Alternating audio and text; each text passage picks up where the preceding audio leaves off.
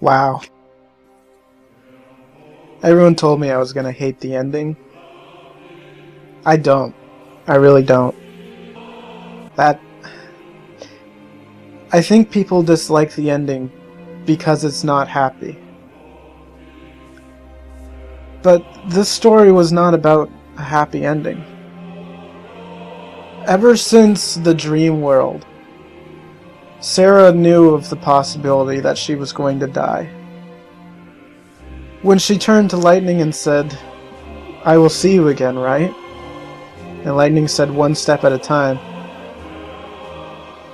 I had a feeling that they probably would never see each other again.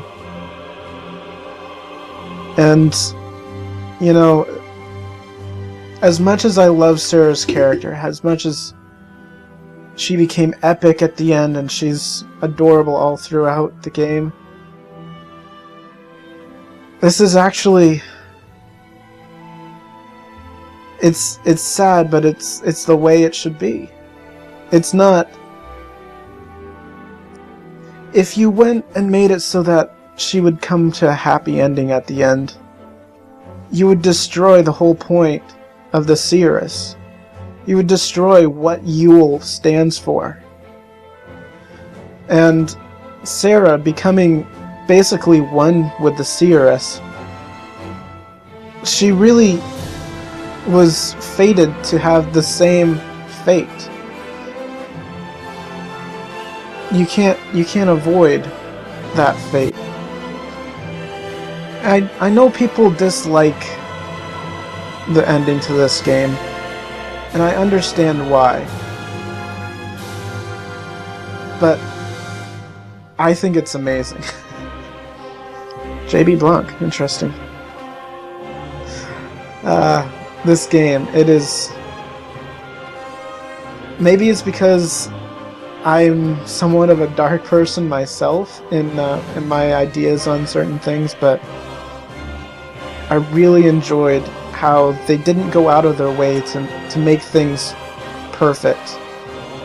And although, you know, we were warned all through the end of it, Yule was telling us, you can't do this, you have to turn back, or you'll kill the goddess, you'll destroy the world. Well, we ignored her. I mean, the game forced us to do so, but we ignored the warnings.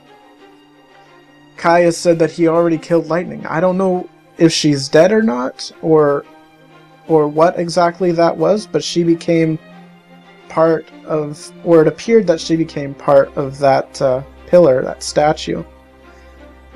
And maybe in an alternate timeline, things would be different. It's very possible. I'm going to attempt to complete all of the fragments and find the true ending and see what that shows me. I'm also going to do the Lightning DLC, and I'm hoping that's not some sort of true ending or something, because I don't want them to change the ending. To change the ending in a DLC, a secondary paid faction, etc. That just seems cheap and wrong to me. But this ending,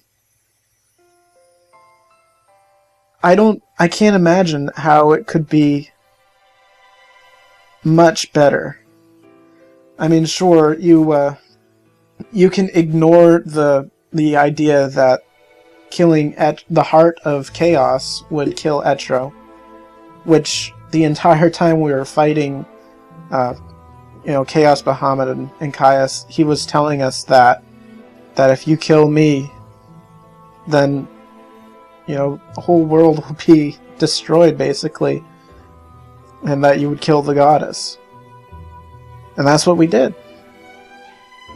You can ignore the facts of the game, but that's what they are. They're the facts of the game.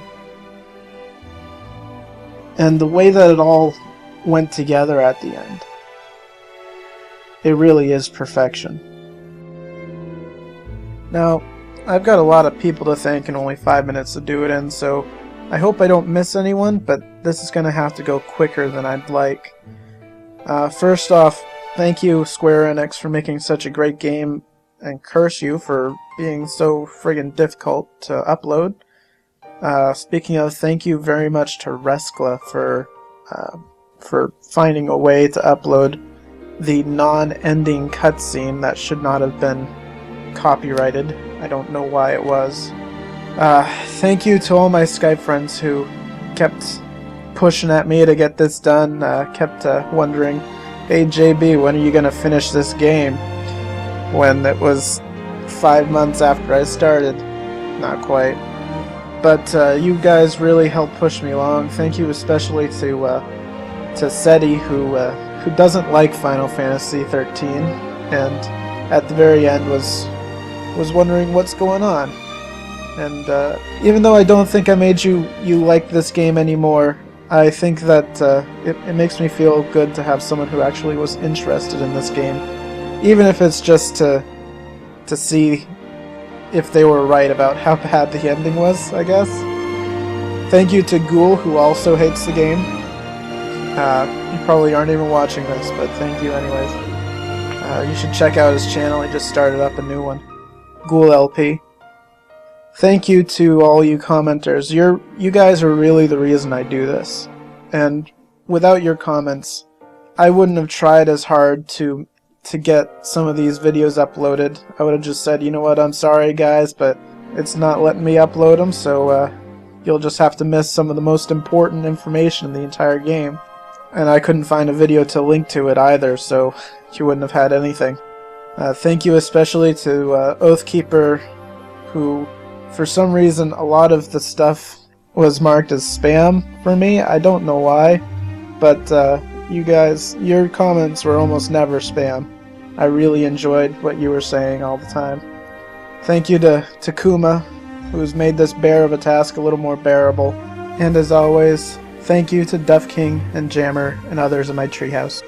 A couple of more things to talk about the ending, now that I've sat here and looked at it a little longer.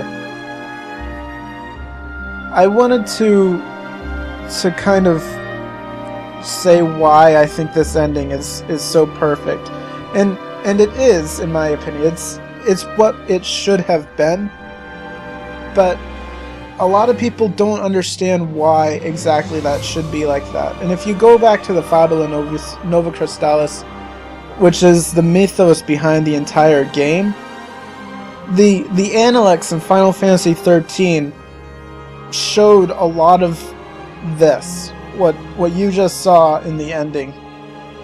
It showed it as in sort of a cryptic way of what could be. And one of the most important of the Analects, which is what you get after you beat Vercingetorix, the very last mission in the game. It says, Mission 64, the Doom Herald. The Analect number XIII, Fabula Nova Crystallis. Children of hallowed pulse, scour earth, searching substance for the door. Those of fell Lindsay harvest souls, combing ether for the same. So have I seen. The door, once shut, was locked away, with despair its secret key. Sacrifice, the one hope of seeing it unsealed.